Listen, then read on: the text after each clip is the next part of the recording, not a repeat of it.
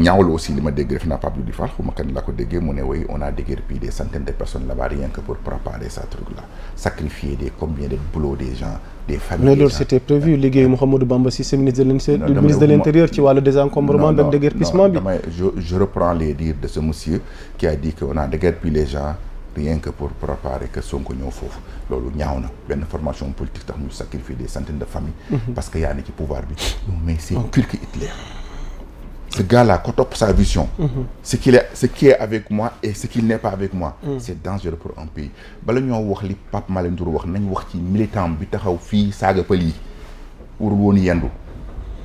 kooku li mu def moo gën a grave appel insurrection moo gën a grave ci gouvernement nañu daane gouvernement bi tey daane ko changer pouvoir bi kee li mu wax saaga pël yi moo gën a grave sur la cohésion nationale moo gën a grave sur la sécurité nationale ki taxaw saaga Pape Malick sëñ Makhtar Kébé saaga la communauté tidiane li mu wax moo gën a garaaw li Pape Malick Ndour wax téeméeri junni yoon te naafiq yi ak xar yi dañuy féete fee di ñaawlu lale ba noppi lii ñu koy nëbbu ñu koy défendre ba noppi ñaawlu lale c'est grave c'est li Pape Malick Ndour wax n'est rien devant ce que ces deux militants de Sonko ont dit dañu bëgg a taal réew mi xaaj ko ñaar kii lu mu def baax na kii lu mu def baaxul lu ñu war a appliquer justice looloo taal dëkk bu ne loolu ci guerre civile lay mën a yàlla ci yàlla musal. ok après le 8 ëllëgu Sonko ak Diomaye ñu jeexalee foofu njàngat bi. non li ma la wax lenn mënoo ñuy bokk taaba ji di wax secret te yow saa li la naqari doo ma ko wax doo ñëw cette solution mais yaa ngi koy wax ci stade ba suba nga ñëwaat ñu war a bokkaat secret bi mais c'est grave. yo les Diomaye j'appris xanaa Diomaye am nay mbokk wala am nay conseiller wala Diomaye tudd j'attends de voir xam nga ñoom ñaar man ànduma ci kenn j'attends de voir ñoom ñaar fullay Diomaye maa ngi xaar maa ngi seetaan ba xam mais je vois plus donc mais par le passé amoon nga Sonko de très bons rapports docteur ce que je dis personnellement oui yàggul woo naa ko wala yu mel noonu daal yàggul dëggante ngeen téléphone non woo naa ko daal yàggul donc voilà donc chaque fois que je dois intervenir par rapport à quelqu'un j'interviens à ce niveau mais personne n'a m'a jamais fait perdre sama liberté bii may wax nu ma neex laa defoon ci Ablaye Wade laa defoon ci Diouf 98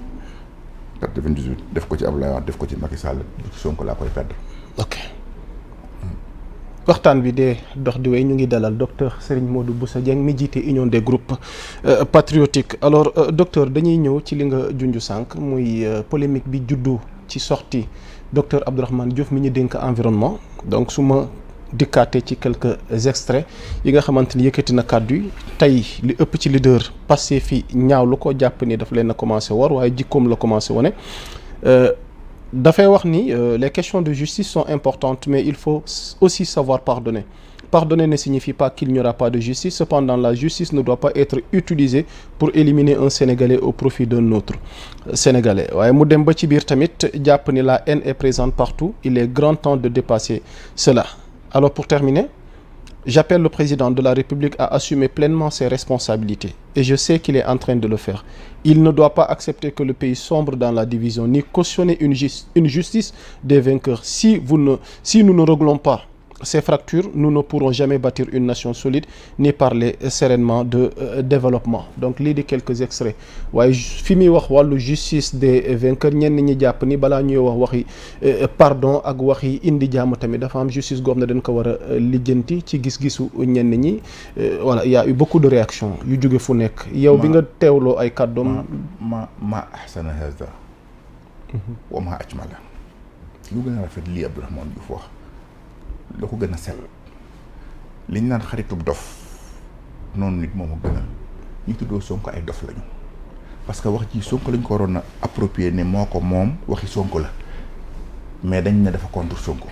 wax ju rafet ji lu tax saa buñ nee jàmm ñoo dafa contre Sonko lu tax saa buñ nee juge de vainqueur baaxut ñu ne dafa contre Sonko lu tax saa buñ nee réconciliation ñoo dafa contre Sonko pourtant Sonko bi fi nekk opposition lii la doon wax ci lii lañ ko fale lu tax léegi saa bu ñu waxee ñu ne dafa contre Sonko képp ku wax lu baax da nga contre Sonko ku woote cohésion nationale da nga contre Sonko ku ne ni ñëpp yam ci Sénégal da nga contre Sonko pourtant wax na ci biir wax ji ne te du tee justice am kii néew bu justice am de day noo bu mu nekk justice des vainqueurs lu tax bu ñu ne justice des vainqueurs rek ñu ne dafa contre Sonko parce que Sonko fi impose justice des vainqueurs pourquoi ñu jox ñu itteekee waa kër Sonko itteekee Sonko image violente boobu image bu bon boobu image bu dictateur boobu image bu nit ku ëppal kooku c'est grave waa kër Sonko ñooy traité Sonko au mauvais sens actuellement ñooy wane Sonko baaxul parce que lii ko bañ mooy nit ku bon lii Abdourahmane Diop mu ko waxee contrôle kenn wax ko pour kenn dañu waroon a wax ne lii mooy position Sonko lii wax ju rafet jii mais dañ ne non fu ñu déggee wax ju rafet jii mooy na ñëpp yam nañ bàyyi sujet vainqueur ñu ne non daa contre Sonko kon ñoom ñoo bëgg a bonal Sonko parce que lii ko contre nit ko bon nga nit ko tilim nga parce que teewoo Sénégal man mii nga xam ne ànduma ak Sonko su ma jëndee essence dañuy dagg def ci biir et puis voilà ñoom nañ jéem a defaataat image yu Sonko mu bañ a nekk image yu nitu fitna nit ku violent dictateur koo xam ne si ànd ak man rek moo valable ki ci des baaxul te nga yor contribuable lu ñëpp di lekk xaalisu ñëpp ñu lay fay ci xaalisu ñëpp Sonko lii la doon xeexee Macky Sall non ci principe yi tey principe yi léegi bu ñu ko tuddee ñu ne daa contre Sonko c'est ridicule dégg naa ci propos Sonko 2 propos très contradictoires. Lesquels? toujours ci Macky Sall nee na dafa dañu doon réew boo xam ne dafa nekk sous-sol. 4e sous-sol. 4e sous-sol 4e sori na mu mettewul caisse noire bi moom na yokk mais ba mu wàññeeku malgré que c'est 4e sous-sol kooku xam nga amul benn yërmande ci Sénégal yi kooku ku nekk ka def ceinture saaga da nga ci war a teg laa yàpp ki yor 9 milliards attribué 9 milliards pour boppam bu noppi ne la yow takkal sa biir yow kooku fu mu yàpp c'est ridicule déggaat naa mu ne dañu doon bor yu baree waa bor yu lu mu bari ñoom lim leb boo xoolee par année Macky 12 000 milliards 12 ans chaque année 1000 milliards ñoom moins de 2 ans combien de milliards emprunté ñoom bu dee bor ñoom ñoo ci raw Macky Sall ñoom lu Macky Sall leboon ñoom leb nañ lu ko ëpp kay nañ ca fay la Macky Sall leb la ci suñu liggéey ci réew encore ridicule kan nañu manipuler contradictoire première 4e sous-sol war a am caisse noire ci premier ministre je dis président yi daa war a wàññi caisse noire am de parce que loolu dañ gëm la woon nit ñi caisse noire dafa xaraam selon Sonko parce que maa newaat na moo ko wax mais après ma dégg am na moo ñu mosuñu génne fu ma ko waxee moo toujours c'est Sonko c'est plusieurs Sonko doo xam bañ nga ci fiye bi toppaat mooy da nga ne kii da nga fekk ay bor yu baree bari mais bor yi yow li nga lebaat moo ko ëpp mais doo fay lii ci des nga liggéey ci mais tu évoques bori Macky Sall te yow li nga lebagu moo ëpp li Macky Sall leboon par an soyons sérieux ñii ku ñuy waxal. da nga may permettre par ricochet kon ñu dugg ci sujet économie bi ak débat sur la dette cachée. Vous êtes économiste. bien sûr. Débat dette cachée bi dernier développement yi ci am fan yi ak sortie bi ci ki jiite FMI def. bon yëpp ay waxu politique la rek ça n'a rien à voir avec. sortie avocat Macky Sall yi. ndax moom jàpp na ne dañ ko war a leeralal. c'est que dañuy dugal. FMI ci politique. mais FMI même c'est une petite partie. Docteur Serigne Modou Bousso Dieng, y a-t-il dette cachée, oui ou non? Je ne sais pas mais en écoutant les différents propos dette cachée mënul nekk bi Macky Sall wax moo gën yanu maanaa ci dette cachée parce que dette ak preuve yi régime gi wane yëpp pour justifier cette dette cachée là aucune preuve xam nga. Cour des comptes wane na ni y a eu où est ces rapports mais demoo surtout Cour des comptes dama ne dem naa fa. gis nga wala gisu dama ne non la ma fa gis appartenir nañ ko Cour des comptes y a pas de signature loolu c'est une autre discussion technique bu nit ñi mën a bañ a comprendre mais li mu bëgg a xam rek mooy. allez-y. le moment où cette dette Cour des comptes jot na ko. ce n'est plus caché. Le moment où les autres organes de contrôle jot nañ ci ce n'est plus caché et puis les contrôleurs les plus importants exemple comme la banque centrale yëgu ko mënatul nekk dette cachée mënatul nekk dette en tant que dette parce que dette dafa am ay formes dafa am ay services de dette qui s'occupent de la dette en tant que dette service dette yooyu bu ñu ko ignorer nii plus dette affaire état du Macky Sall lay woo nit yaa Moussa bureau am ne ko lebal ma 1 000 milliards état du Sénégal amee na ko déedéet y a un service particuliers qui gèrent les dettes publiques et tout ce qui est dette ce service là lu mu yëgul mënul nekk dette su ko gasee yëg nekkatul caché c'est un débat technique boo xam ne damay dégg sans autres mais ñoom politique lañ gën a versé ci économie. li ci état bi wax yëpp dara convaincre la ci. waaw mais écoutez toi état yi ñii waxuñoo ak man waxuñoo ku mel ne man waxuñoo ku xam waxuñoo ak nit ñi waxuñoo ak nit ñi de li ma dégg gars yi naan mouton xaw ma bëgg may wooyee ay nit mouton mais foofu la réew mi toll foofu la dëkk bi toll malheureusement nit koo xam ne lu waaye wax baax na lu waaye wax dëgg la da ngaa dof ba katakal yi lu waaye wax rek dëgg la dépendre woo ci ay principe ay fait mais da nga dépendre ci nit ki xam nga loolu ci kan laa ko def Serigne Touba sama waa ji lu mu wax gëm naa ko lii rek la keneen ku ne loo wax rek indi ñu teg ko ci baat bi Imam Mahdi dina woon kenn rek Imam Mahdi dina woon kenn képp la jàpp yoo xam 100% mu yonent bi sallallahu alayhi wasallam li keneen ku dul loolu loo wax rek moom lam ca jël lam ca mën a jàpp rek la cay jàpp man Serigne Touba rek ñu ma représenté yonent bi dul moom loo wax taa ñu teg ko ci table ji ñii seen wax yi tegul fenn waxuñoo ko am xam-xam waxuñoo nit ñi duñu sax intellectuel far ñu ma dégg ñuy wax ñii duñu ay cadre duñu ay intellectuel jànguñu tous dara xamuñu ko parce que gis nga tey fi dëkk bi toll ci métit fi dëkk bi toll ñëw bi dëkk bi toll li gën a grave mooy li Abdourahmane bi wax haine bi dëkk bi nekk dafa dangereux te ñii defuñ ci benn ça veut dire que xamuñu tempérament bi daal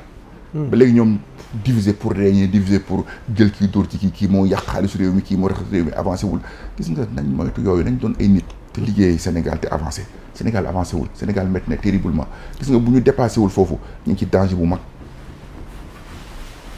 ok réplique Macky Sall à travers ay avocats moom mi ngi wax waxi rapport caché waaye nee na dette cachée moom mënuñu ko wax. tout ça c'est entre politiciens rek. ok Sonko dette cachée FMI tout ça politique rek donc dañuy politique rek gisaguma fi lu jëriñ askan bi. je n'ai pas encore entendu un débat qui sert le peuple absolument rien. Il y a un débat politique qui tourne autour de l'économie. Mais ce n'est pas l'économie qu'on parle. Ce n'est pas un débat économique. C'est un débat politicard qui tourne autour de l'économie. Les politiciens utilisent toutes les angles, y compris religion, y compris l'économie, y compris rien, pour faire de la politique. Mais c'est encore la politique. Mais ce n'est pas encore un débat économique. Je n'ai pas encore entendu un débat économique. Docteur Serigne Modou Bousso Dieng balaa ñuy jeexal boobu sujet ci économiste gi nga doon plan de redressement bi nu lancé yàggul dara sunu ministre yi ñu am wala régime gi fi nekk ci seen xalaat ngir jubbanti économie réew mi sommes-nous sur la bonne voie sinon tamit tey en tant que économiste lan nga jàpp ne tey moom mooy war a mën a génnee Sénégal ci guute wala jafe-jafe yi mu nekk ci wàllu dégg naa kenn koy wax ci waxi Sonko tudd nga turam léegi nee na Sonko nee na leen li fekk maa ngi fi économie du financé loolu rek déjà c'est un blocage loolu danger bu rëy la parce que bul fàtte ne économie c'est une politique d'abord du 1 plus 1 égale 2 c'est pas ça c'est une politique exemple da ngay jël 15 li mu théoriser lépp ay théorie la jël keneen d'autres personnalités économiques dans le monde kenn ku ne li nga théoriser ak l'islam moom naka la gisee économie tout ça da ngay xam ne nous sommes dans un monde d'interdépendance kenn ku ne ci ci des la aju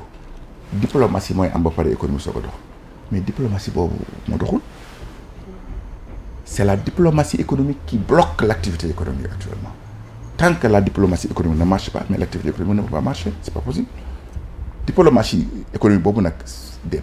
grandes personnalités reconnues au niveau universel ñoo ko mën a incarner mais si c'est Sonko ça va être difficile. Ses relations avec tout le monde posent problème. Ses relations d'hier. La France, exemple,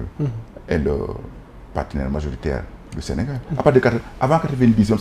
90, Sénégal a presque un partenaire pour France. À partir de 90, l'ont diversifié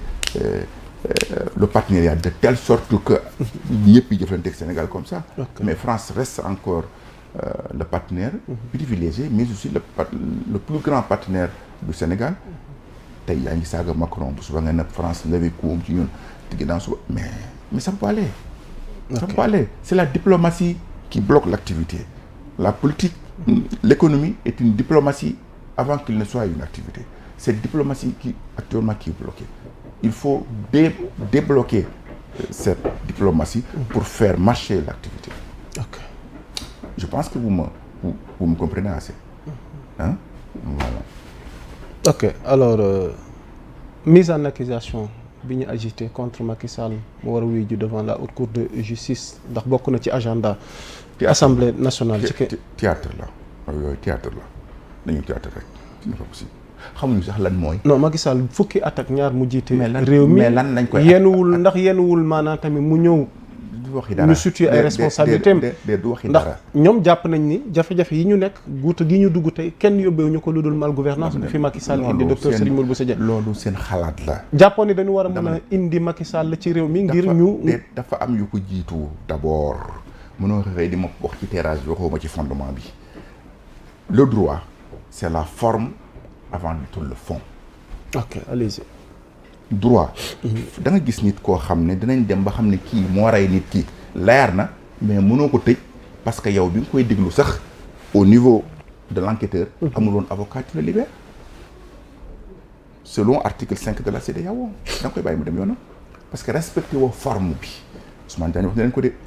dinañ jàpp nit xam ne def na dara mais da nga dem ba ci biir mu bàyyi ko parce que fekk yàkkamti moo tax respecté woo woon forme bi vice de procédure lu koy indi comprendre nga donc forme boobu ñoom xamuñ sax luy forme bi avant le fond parce que le président ne peut être poursuivi que par la haute trahison. Haute trahison boobu amagul contenu amagul duñ koy tëj tey Macky Sall buñ ko atte woon ne ko yaa tooñ def nañ la lépp waaw jàpp nañ la parce que yow dangaa tayi peuple bi dañ koy bàyyi woon mu ñibbi parce que définiruñ la peine